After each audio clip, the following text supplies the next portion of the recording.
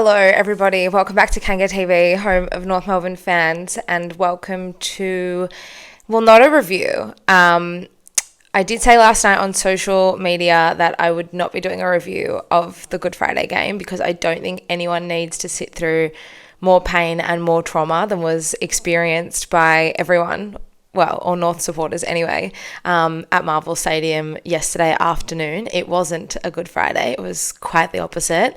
And I just don't think me sitting here for 20 minutes gloating about George Wardlaw's performance and Paul Curtis's performance and the first 10 minutes of the opening quarter is going to do anyone any good. So we'll park a review for this week.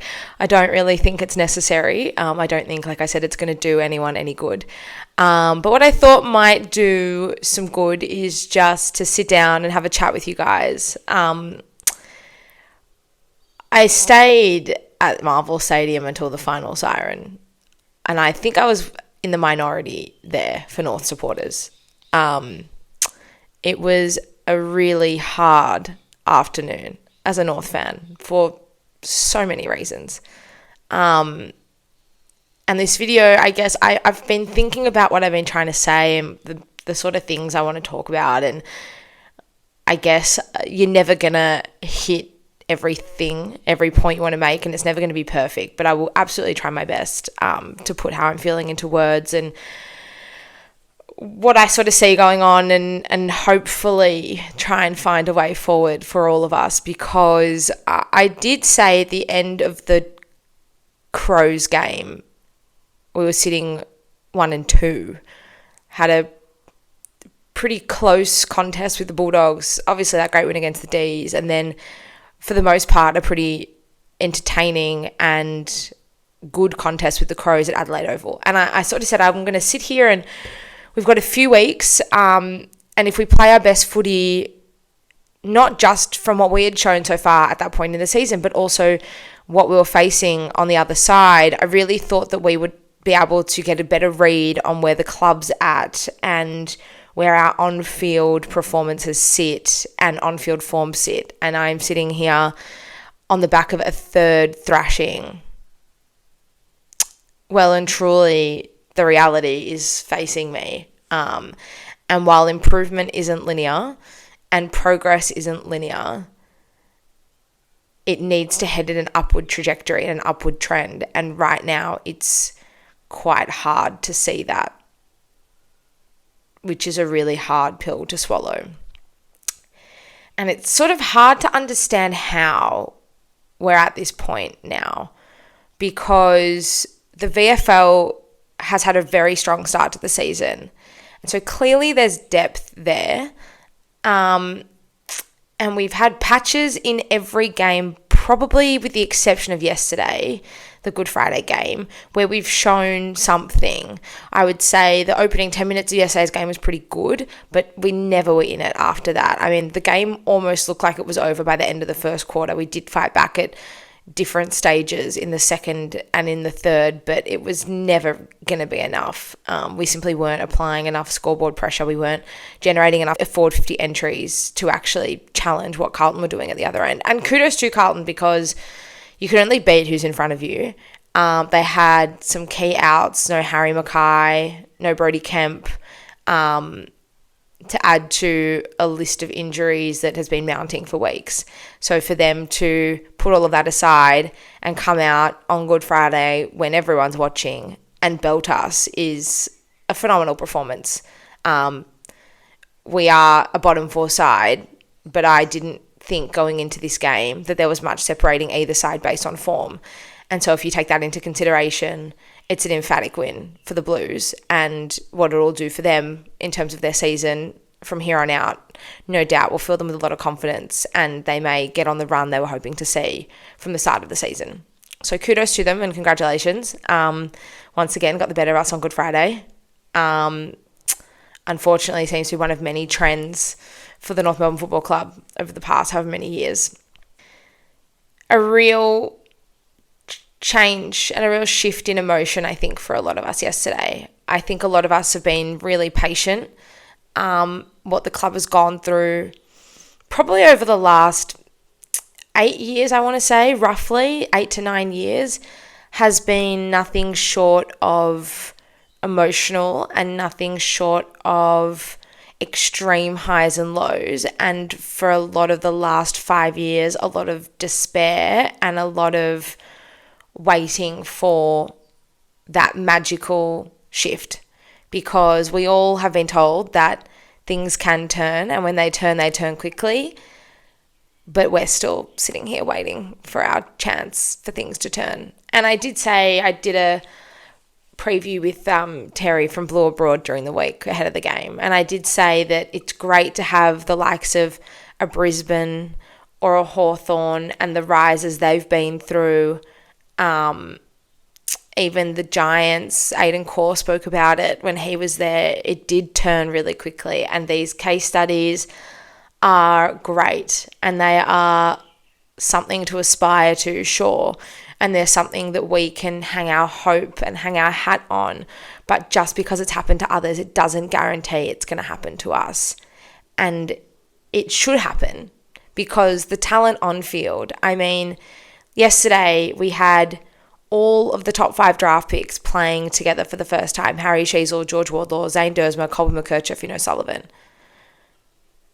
They're young, but that doesn't mean they're not talented. That doesn't mean they can't contribute to a game.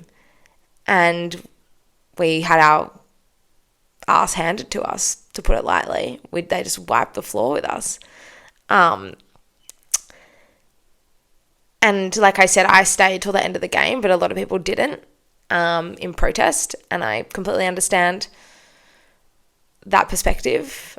But there's a reason I stayed till the end of the game. And it's beyond just my pride, and it's beyond just staying there and showing up, because that is what I do as a North supporter. And I will show up in 2 weeks' time. We're back at Marvel Stadium. We play Essendon in a Thursday night marquee game. And I will show up at every game this season. I don't miss a game. And if we're not here, I'm at home watching it with my family. And the reason why I stayed was a protest of my own. And it's something that I just want you to think about. We aren't here next week. We play Port Adelaide, Adelaide Oval, just to add to our misery further. And so it's something I just want you to think about when you are making the decision ahead of the Essendon game, whether you go or not. And a lot can happen in 2 weeks, sure. So we'll let that play out as well. But I care so much about this football club, and I care so much about the direction we're heading in, and I care so much about us needing to improve and for things to turn around as a club. And if I'm not in the crowd week in, week out,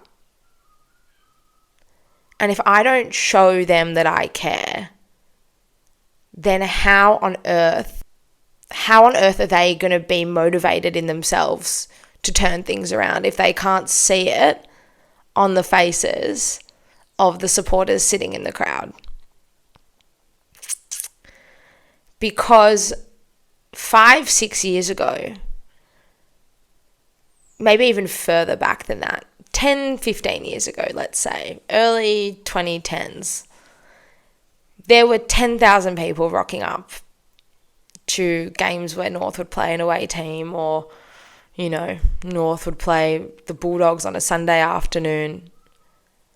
And if we had a bad performance, the media wouldn't even talk about it. No one was talking about North Melbourne, good or bad. We were so irrelevant and so not cared about in the context of the competition. No one would come to our games. No one would talk about us. The club could kind of get away with anything, good or bad. We played well. Yeah, it was touched on a little bit, but it was swiftly moved on to the next topic. We played badly. It was never about putting pressure on North. It was always about the opposition. And there's plenty of media voices now, a lot of whom supporters might not like, and a lot of whom supporters might not like what they have to say. But I can tell you now, they're not the enemy. They are one of the reasons why this club will improve, because they, on behalf of supporters, are demanding more, and they've got the platform to demand more and to demand better from the club. And I had that realization last night when I got home from the game, that I too hold that power to an extent. I started this YouTube channel on the back of over 10 years of talking about North Melbourne and trying to make people care about North Melbourne and trying to make the club great again, to be honest. And I'm committed to doing that, because when I got home last night and checked my messages, there was plenty of abuse. And in the lead up to this week, there's plenty of people having a go at me for being delusional, for thinking that North were a chance at this game. North were a 50-50 chance at this game. I get plenty of messages telling me I've got no idea what I'm talking about when it comes to footy, and that I should shut up and go back to the kitchen, and that my club's awful, we should relocate, they're irrelevant. And in all of that, I had hundreds of messages from people who watch this YouTube channel, or people who have met me at the games, or people who have listened to Further North, or however we've connected over the last 10 years, sharing their pain and frustration with me. And I, first of all, want to thank you for trusting me to talk about these things. And I want to just say to you that you hold the key to turning this club around, and what you choose to do with the key is completely up to you. If you want to put it in the car and start it and go hell for leather, do it.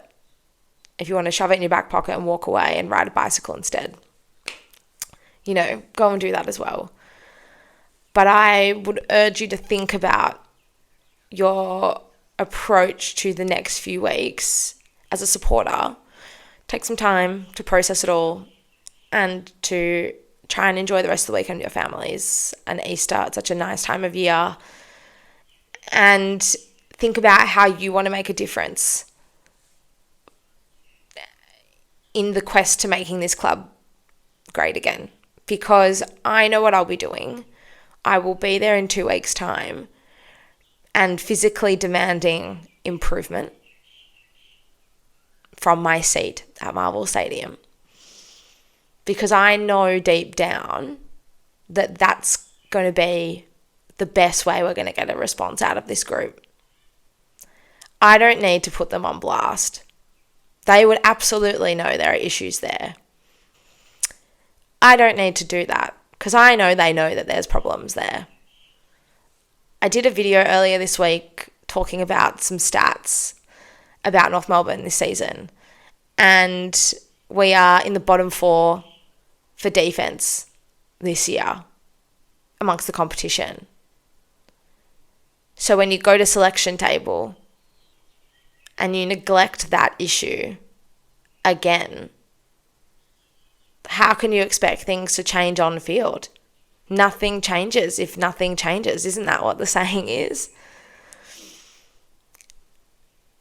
I'm not going to sit here and talk about the backline again, because I don't think it's necessary. I thought that for patches of the game, all of them contributed well. But defense isn't about the 6 guys standing in the back trying to prevent the opposition from scoring. It's a mindset across the entire team. So if you're not going to address that issue, how is it going to improve? Our kicking into the forward 50, that's been an issue all season long. It's been an issue for years now. But if you don't fix it, how are we going to generate more scoring opportunities? Do you understand what I'm trying to say? If you don't fix things that are bleedingly obviously wrong. How do we expect things to change? We saw at the end of last year, or at majority of last year, I should say, issues with the way our forward line functioned. So we went out and fixed the issue. And now you've got Paul Curtis having the season of his career. Nick Larkey was quiet yesterday, but he's been able to contribute really well week in, week out. All of our forwards are getting an opportunity to get their hands on the ball because we've rectified an issue that we identified that we had. It's pretty simple stuff when you put it down to it. So we know what the issues are. You can go on the AFL app and look them up yourselves. Why are we continuously refusing to address it?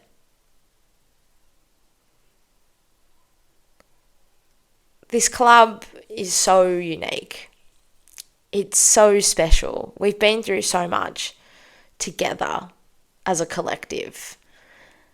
We've weathered plenty of storms on and off the field. Every club has, sure. But we are so small in number, but we are so passionate.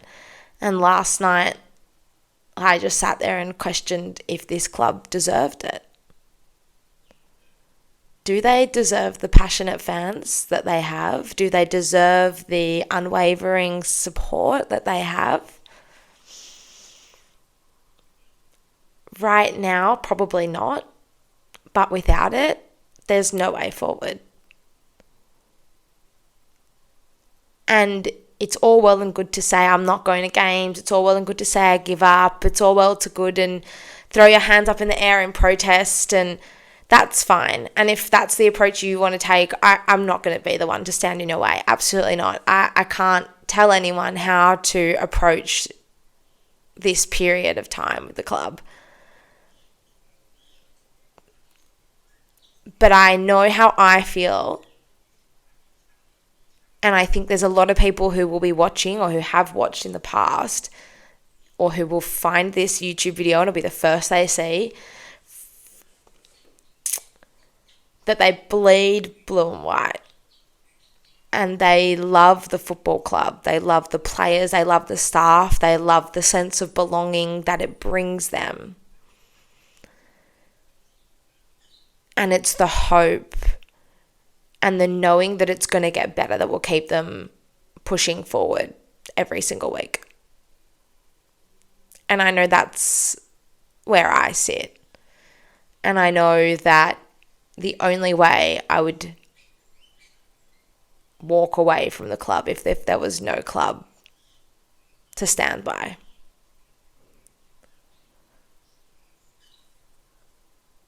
Because beneath the thumpings and beneath the heartache and beneath the disappointment, there are decades of good times and fond memories. There is the experience of going to the ground with my family and bonding over something that means so much to all of us. There is something about meeting all of you guys at the games and speaking to you during the week. That's something that at the end of the day is just a game and just a sport, can bring people together like few other things have the power to do. And it's not the love for the game. I like footy. I enjoy watching it and I go to plenty of footy games throughout the year. But I love North Melbourne and I love this football club. And I wouldn't be here if I didn't. And I wouldn't continue to show up if I didn't. Because I want to see change. And I want to work with the rest of the supporter group together to demand better from the club from the top down. I don't want any more trust in the process. I don't want any more we know we're on the right track because the actions suggest otherwise. I want someone to front the camera who cares about North Melbourne as much as I do and as much as the rest of the supporters do, and just tell us how it is. I would just love some honesty. I would love some respect, I think, as well.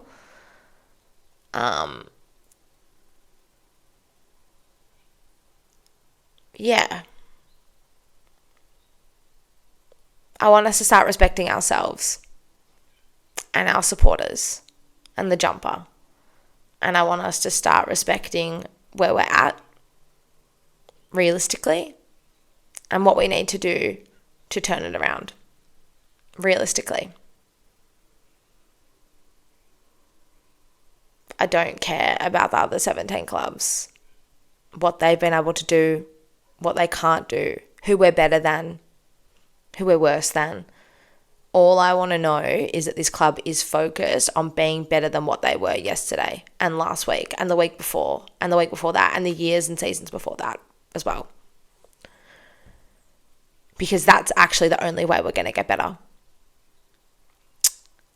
And the thing is, we're only in round 6.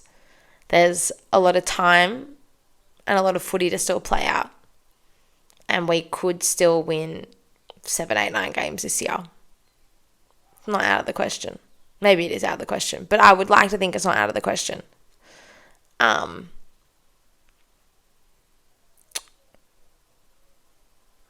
I want to know that we're committed to making that happen. Because right now, given what I've spoken about just before, nothing changes if nothing changes. It doesn't feel like we're committed to improving. And I will be the happiest person alive if I'm proven wrong on that. So I guess all I can really leave you with is have some time to digest, have some time to think about yesterday, think about what kind of supporter you want to be, and kind of just have a think about where you stand and what you want your legacy to be in part of turning this club around, because you do hold a big key to making this club great again. And I know that I'll be doing that from my home next weekend when we play Port Adelaide. And I'll be doing so from Marvel Stadium on Thursday night.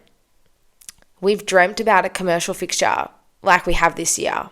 Thursday night, Good Friday, some big Saturday night games, 3 games at the MCG.